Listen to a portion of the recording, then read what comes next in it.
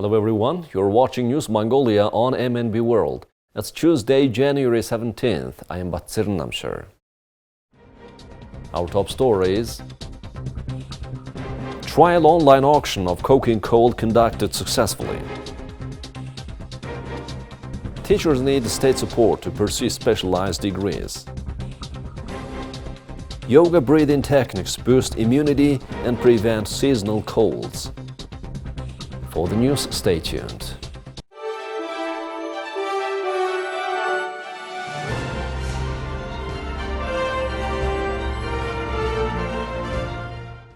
The Mongolian Stock Exchange conducted a trial online auction of Mongolian coal. Energy Resources auctioned its coal at Khashoggi port. Bidding for the coking coal started at $187 per ton, with the price rising by 12.2%.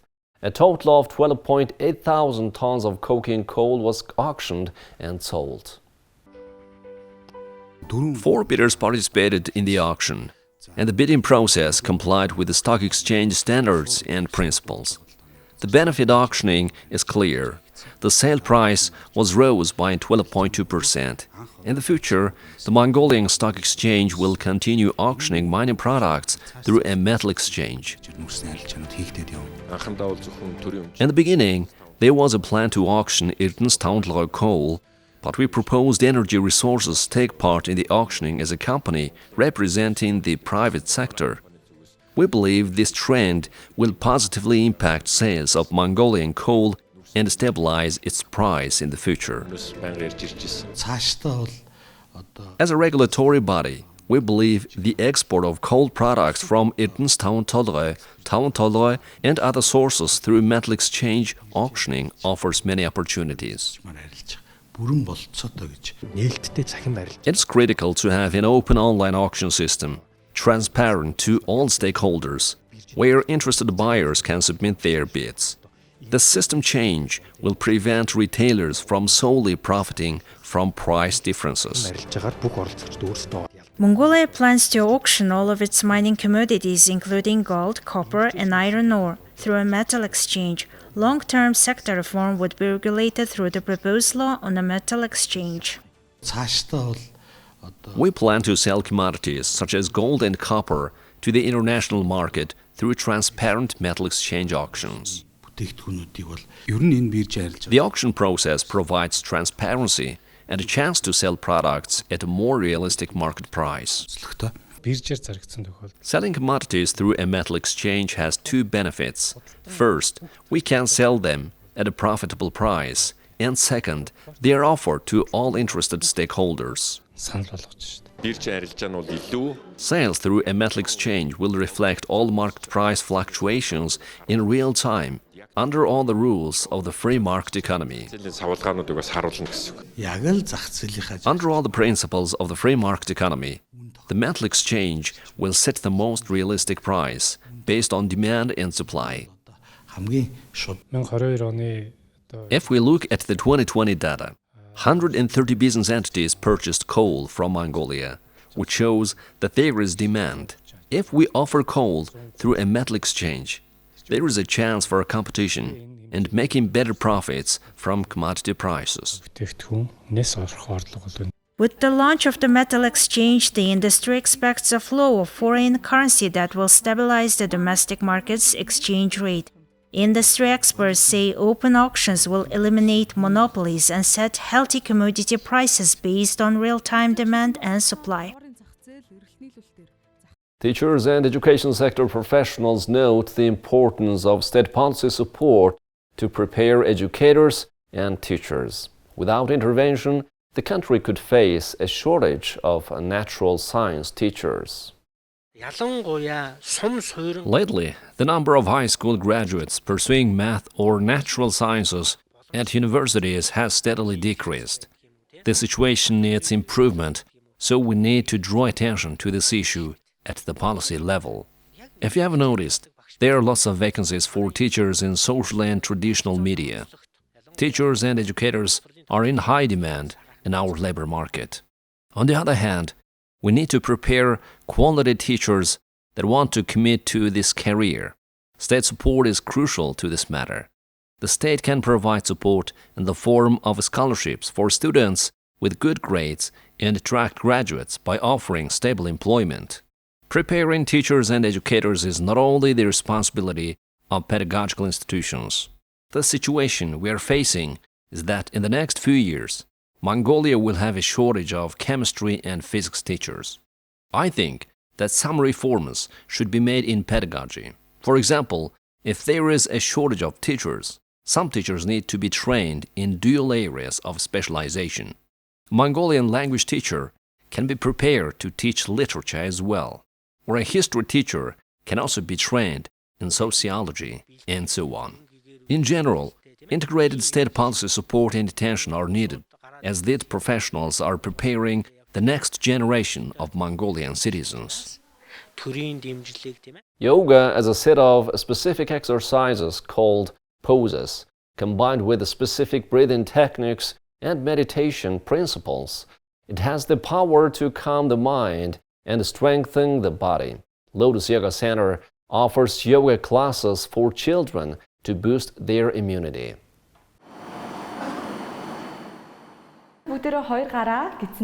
Okay, children, inhale and exhale slowly. Please put your hands on your tummies. What happens to your tummies when you inhale? Yes. The yoga class for children is attended by kids aged 5 to 8 years old. Yoga helps lower the stress hormones that compromise the immune system, while also conditioning the lungs and respiratory tract, stimulating the lymphatic system to oust toxins from the body, and bringing oxygenated blood to various organs to ensure their optimal function. Yoga breathing techniques help to expand the lungs, especially in the season of smoke, and influenza. Yoga helps to boost immunity and stamina. I wasn't good at stretching exercises, and my grandmother suggested I take yoga classes. My mother recently had a severe cough and flu symptoms. Then she started doing yoga exercises and started feeling better. The slow movements and deep breathing techniques of yoga increase blood flow and warm up muscles, while holding a pose can build strength. Regular yoga practice may reduce stress levels and body-wide inflammation, contributing to healthier hearts. When you do yoga exercises, you should combine breathing, physical exercise, and movements. That's why I think yoga helps children improve their concentration and has positive impact on their learning. Stretching also helps to boost growth.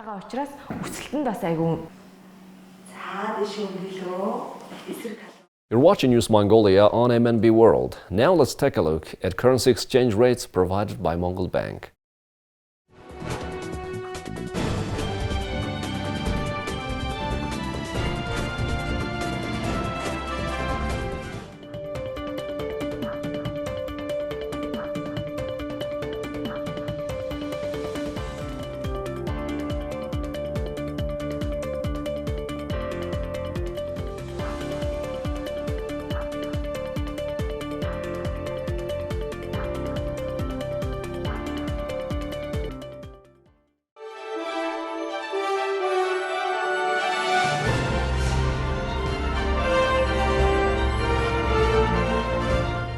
Now let's take a look at international news from our partner agencies.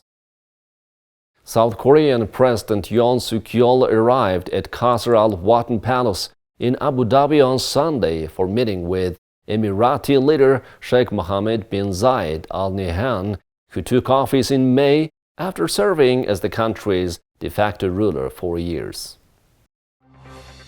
Yoon's visit comes as South Korea conducts business deals worth billions of dollars and stations special forces troops to defend the United Arab Emirates, an arrangement that drew criticism under his liberal predecessor. Now, however, it appears the conservative leader wants to double down on those military links, even as tensions with neighboring Iran have already seen Tehran seize a South Korean oil tanker in 2021. South Korea's Yonhap news agency quoted Sheikh Mohammed as saying the United Arab Emirates plan to invest $30 billion in South Korea, while energy-hungry South Korea does rely on the Emirates for just under 10% of its crude oil supply. Seoul has struck a series of deals far beyond oil with this nation of 7 sheikdoms that closely tied the nation to Abu Dhabi. South Korea's trade with United Arab Emirates is into the billions of dollars worth of cars, materials, and other goods. The importance of the trip for Seoul could be seen in the South Korean business leaders attending a camel meat luncheon at the palace. Those there included Hyundai Motor Group Chairman Lee Sun-chung, Samsung Electronics Executive Chairman Lee Jae-yeon, and SK Group Chairman Choi Tae-won. Before Yoon's trip, officials described the visit as seeking to solidify the ties already in place between the two countries. Already, South Korea reached $3.5 billion deal with the United Arab Emirates in 2022 to sell the MSAM, an advanced air defense system designed to intercept missiles at altitudes below 40 kilometers. Emirati officials have grown increasingly concerned about protecting their airspace after being targeted in long-range drone attacks by Yemen's Iran-backed Houthi rebels. But South Korea's biggest project remains the Baraka nuclear power plant, Seoul's first attempt to build atomic reactors abroad. The $20 billion facility, which ultimately will have 4 reactors, is in the United Arab Emirates' western deserts near the Saudi border, and one day will account for nearly a quarter of all the Emirates' power needs. It's also key to the United Arab Emirates' plans to go carbon neutral by 2050, a pledge that takes on special importance as it prepares to host the United Nations COP28 climate negotiations beginning in November in Dubai. Our next story also comes from South Korea. Nearly 50 vehicles collided on an icy highway near the South Korean capital Sunday night, killing 1 person and injuring dozens. At least 47 vehicles were involved in the accident on the Kuri-Pucheon highway, where they skidded on the slippery road and collided in succession, said an official at the fire department in Pucheon City. Many of the vehicles, which included at least 1 commuter bus, had damaged fronts or rear ends, and some appeared to have been knocked sideways. Kim Dong-wan, an official at the fire department of northern Gyeonggi province, said at least 3 motorists sustained serious injuries and another person who had been transported to a hospital in cardiac arrest was pronounced dead. At least 29 others were treated at hospitals for light injuries, he said. Hwan said rescue workers used buses to drive home an unspecified number of people whose injuries weren't significant enough to require hospital treatment. The crash occurred near a section of the highway entering Pucheon, which is about 40 kilometers north of Seoul. The crash was the biggest among multiple traffic accidents that occurred in the country over the weekend because of icy road conditions and snow. Early on Sunday evening, 7 vehicles collided near a highway tunnel close to the eastern coastal city of Gangneung, leaving at least 2 people injured.